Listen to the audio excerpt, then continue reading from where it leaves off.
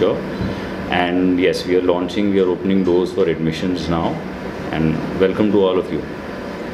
Yeah, ma'am. Fatima, good to see you. Can you close? Sure.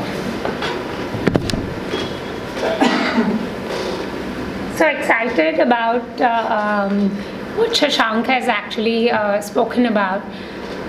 It's passion, it's bringing in a new age of learning.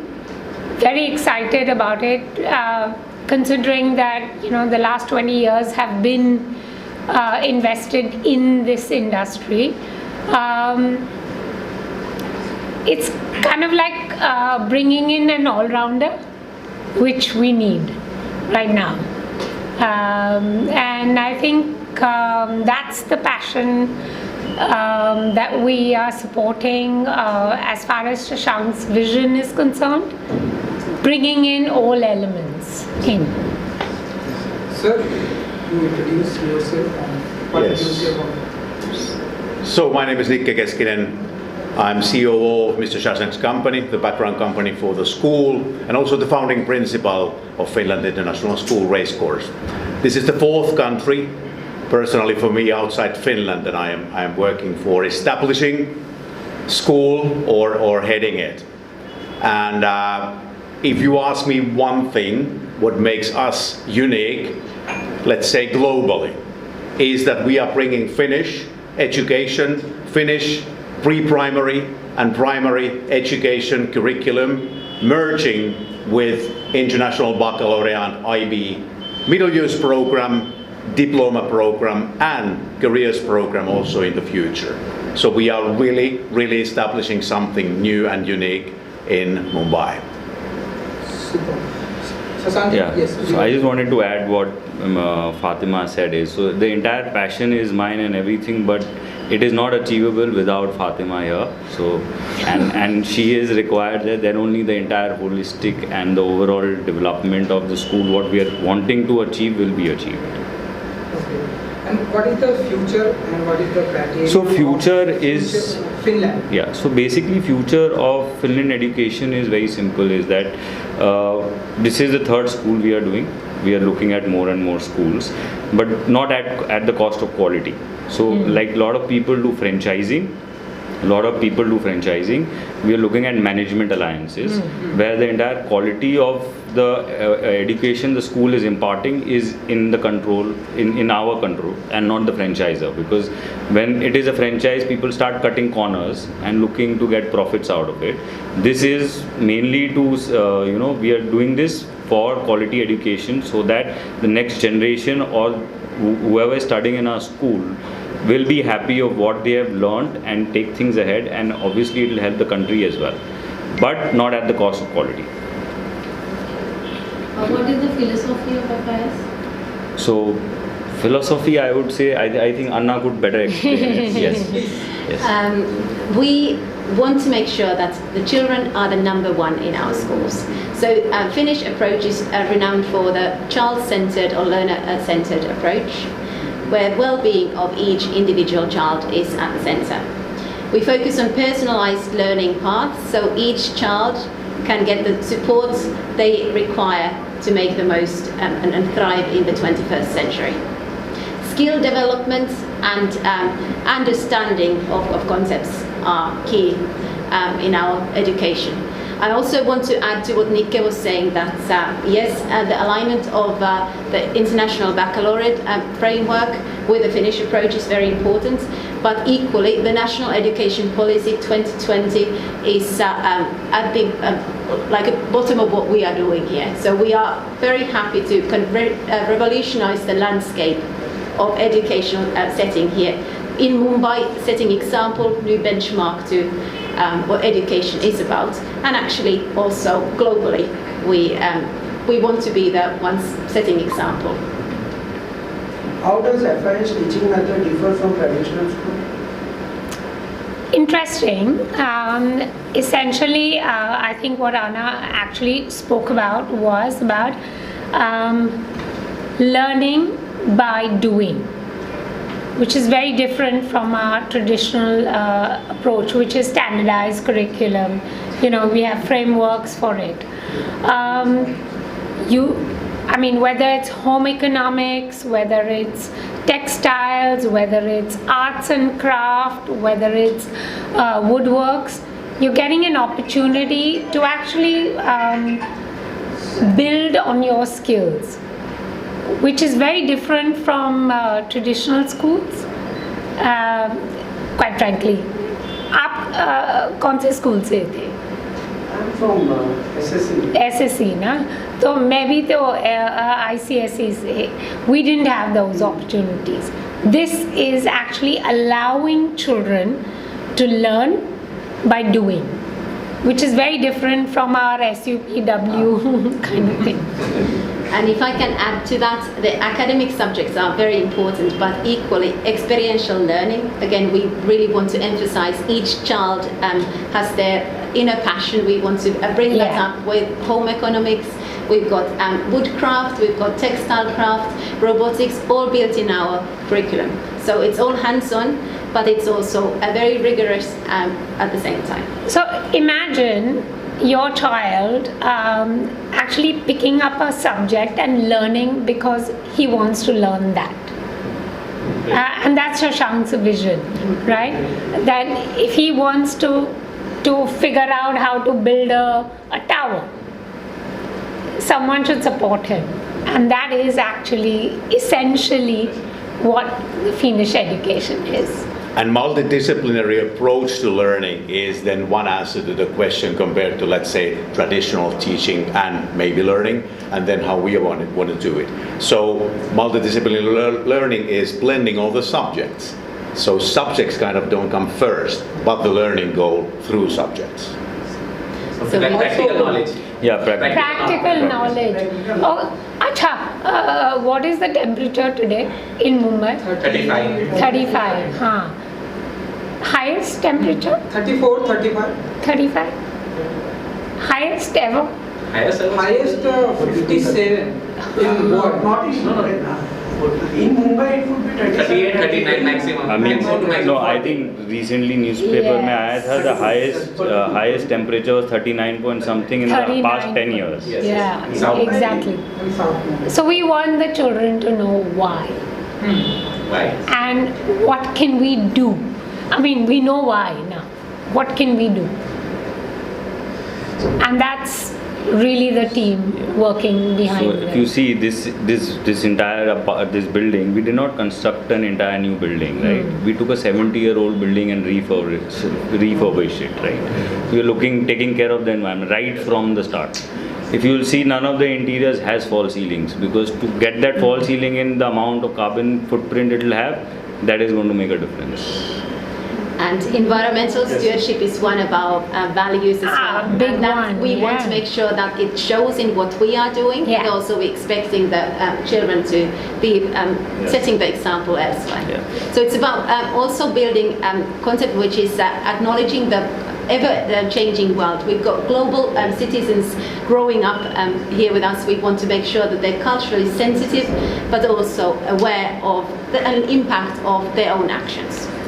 And when I recruit teachers, I finalize the set of discussion with the question, who is ultimately responsible for learning? Is it teacher, parent, or student?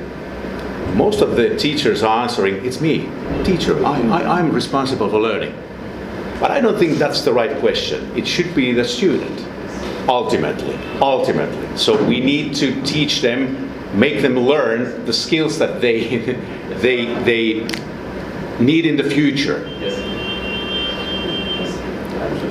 And quite frankly, been in this industry for 20 years. I think thanks to Shashank, we have the Finnish way, finally, which talks about all-rounder, which talks about life skills, which talks about learning in a way that will help you, to do whatever you want to do. And you don't have to go to Columbia or a Harvard or an Oxford. But I think what the Finnish education is providing us with is an opportunity to recognize who we really are and what we really want to be.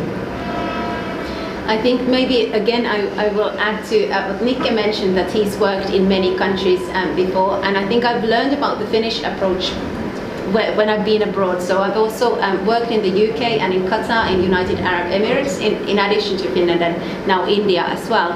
And something that I really want the children to learn is to think for themselves, not just accept something that's been told as this is what it is. Yeah. So we want to make sure that we also encouraging them to be thinkers, and that aligns very beautifully with the International Baccalaureate framework. What support services are available for students that begin at FIS? What support services? We have appointed counsellor as well as special education needs teacher. Additionally, we ensure that we've got small groups when the children are working in, and also co-teaching, so there will be more than one teacher in the room with the students, so that we can truly support each individual with their personalized learning plans. Also, what happens is when we plan the lesson plans, we have a differentiation. So we recognize the child's talent, and therefore we customize. So it's kind of very, very personalized. And if there would be any kind of learning support need, or maybe psychosocial need also regarding your growth, we don't want to send the child to someone. So that's why individual class teacher, subject teacher and teacher teams, their own skills also to recognize those support needs early and act and work preventively. It's very important. We don't want to send a child, go to counselor, go to psychologist. We want to work them. They come to the children, they come to the classroom. And also the teachers get the support. So the teachers are working closely together in order to develop further. And that is one of the big things. You need to be able to support the teachers in their work as well. Not just in the beginning of each term, but weekly and daily in fact. So, one of the other things is when we talk about all-rounders, Shashank, talk about the association that we have with NSCI. So actually the thing is that when we're talking about holistic development of the child, right? So in general in the schools which we have in India and everything, it's basically extracurricular activities, right? In this school there is nothing called extracurricular activities, is part of the curriculum. So now all the sports that are there, it is part of your curriculum, part of your study and learning environment. So for that you require a sports complex. So instead of making an entire sports complex, we have a tie-up with NSCI where all the children will be using NSCI facilities. They will be going from school to NSCI and learn the sports and the different activities which we have planned for them. And this is not at any extra fees or anything, it is included in the fees. So you don't have to go anywhere else. It's basically we've given everything in one location. And sometimes parents ask so that when are they having fun, because the school day is seen like boring. And then there are extracurricular activities after the school day. That doesn't make much sense from the students and child's perspective. So the school day is holistic, like Shashank said. It has to have the joy and the happiness and the willingness to learn from morning till the afternoon. So there's swimming, there's, Badminton, there's Badminton, football, there is tennis and cricket obviously, which is there, and swimming and swimming is actually compulsory. So if you'll see, there is once you see the campus as well, so we have a small tank where the toddlers learn swimming. It is a compulsory lesson for the toddlers because it is a life-saving skill, right? Yeah, absolutely. If there is floods in Bombay, you need to know how to swim some point or the other, and I think all of us faced it during the 26/11, the flood time, right? So these are all necessity life skills which the children need to learn. And when our students will visit Finland, have a field trip in Finland, yes, there are only 5.6 million people in our country, but we have 200,000 lakes. You need to be able to swim. No cricket. We have Finnish baseball. So I'm teaching Shashank cricket, by the way. He's not a fan. So in what standard you are starting this first year? Up to grade 7. Yeah. From next year. Yeah, of course, we will introduce, and we are, grade 11 and 12 will be operational from Next year. Next year. 24. August. August 25. Yeah, 25. Yeah. So every year the 7 will become 8 and 9, but we are also opening grade 11 directly in next year August.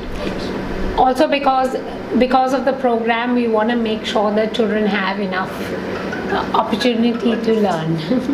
So I have two questions. One is for the Finnish board members and one for Shashank sir. Yes. So the first one is personal and heartfelt. Yes. So as representatives of the happiest country in the world for the 7th time, how do you ensure that the Indian students coming to a Finnish school are happy as per Finnish standards? Because traditionally, as speaking as a former student, we are imbued with this mindset of competitiveness that when you go to school, you don't go for individual growth, you go to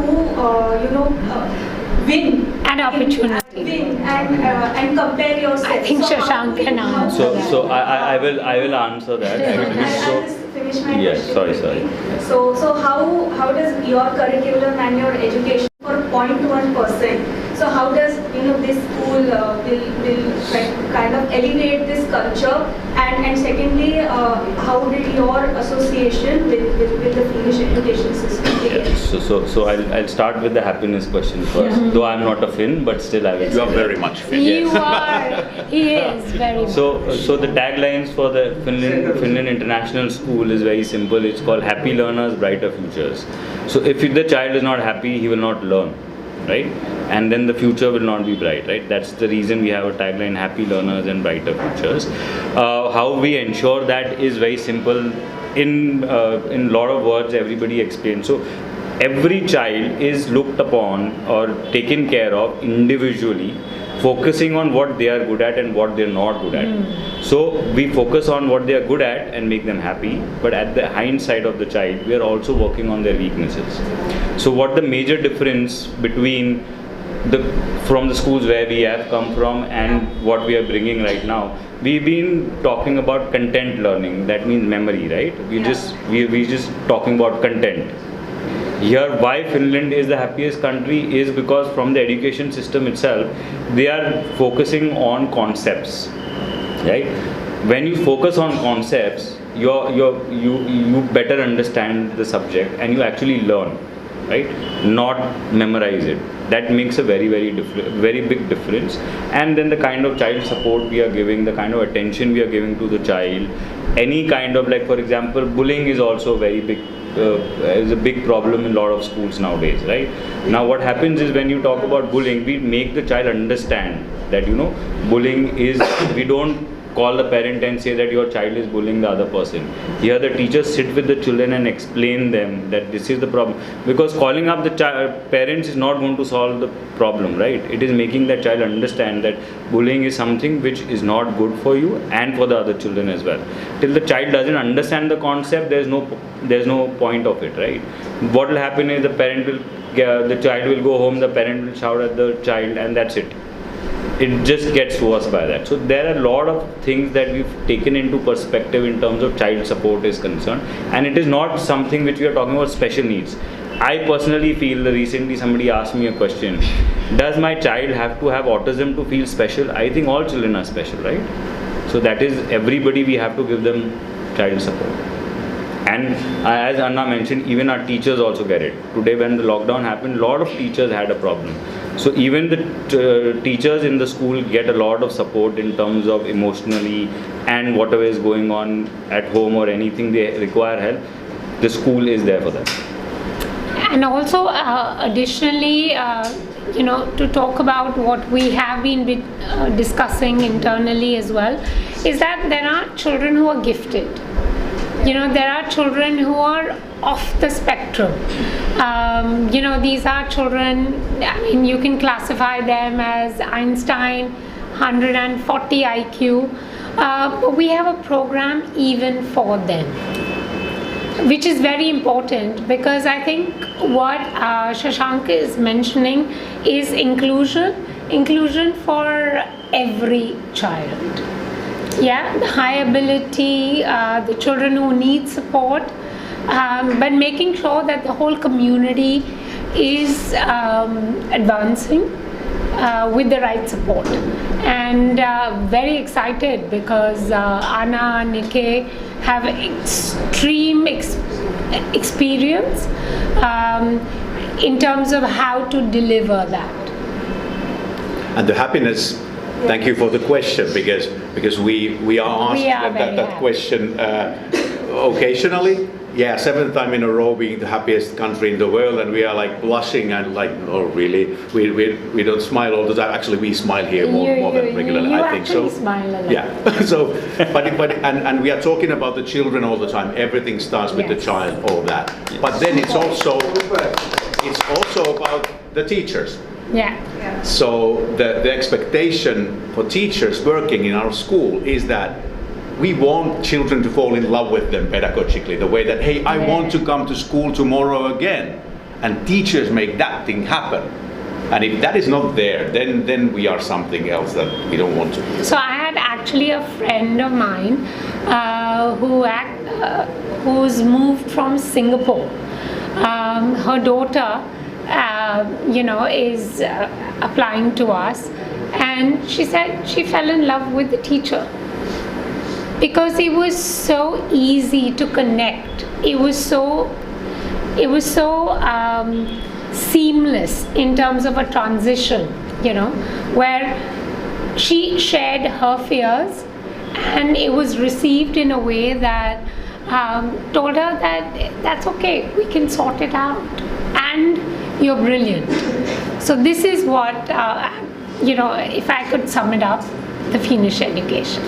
I will still want to add that positive reinforcement, or positively encouraging students to make the right choice, is at the heart of what we do. Yeah. So every school year, any class here, the children will be the ones who create their own class agreement. They're the ones who come up with what the class rules are, and then they are expected to be following those, rather than a teacher or a school giving them a list of things, do not do that, and scolding them.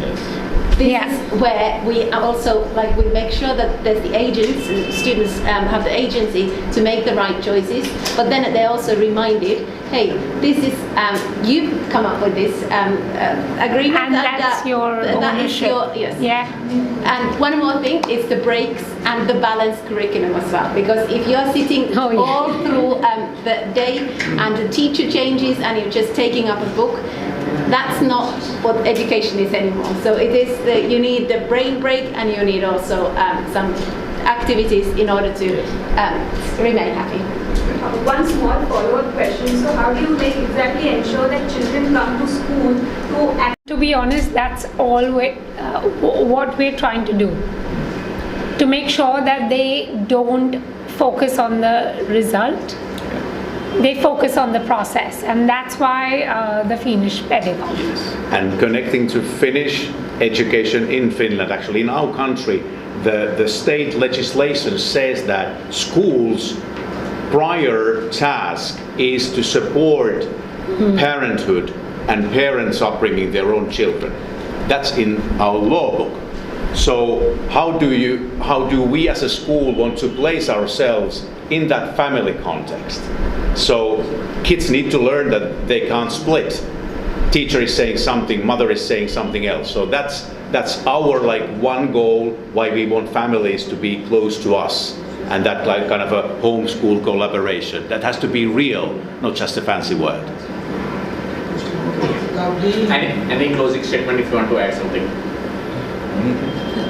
I think you asked it. And if anything you want to add in Hindi, if you have that. Oh, Hindi. Hindi. I have this is the best I can do. I love this. You are very Indian traditional. So Any words, few words into Hindi. About what we have in terms of a team and what we can bring to Mumbai. And I'm just going to say that it's thanks to Shashank. No, so I think it's a vision which started 7-8 years back, but I think now with the board here, we have been able to reach somewhere. It's not just me alone, it's the entire team. And truly talking, as Fatima and Nikki said, the team here enjoys what they do. For them, it's not work anymore. So Yeah. it might be 2 a.m. at night, or it might be, early morning 5 a.m. If they are passionate about it, they don't they don't find it work. So basically, to answer your question, we are happy. That's why the children will be happy. Exactly. Because happiness attracts happiness. Yeah. And we communicate at 2 o'clock in the morning as well. Yes. Deciding how y'all will receive us today. Thank you. Thank you. Thank you.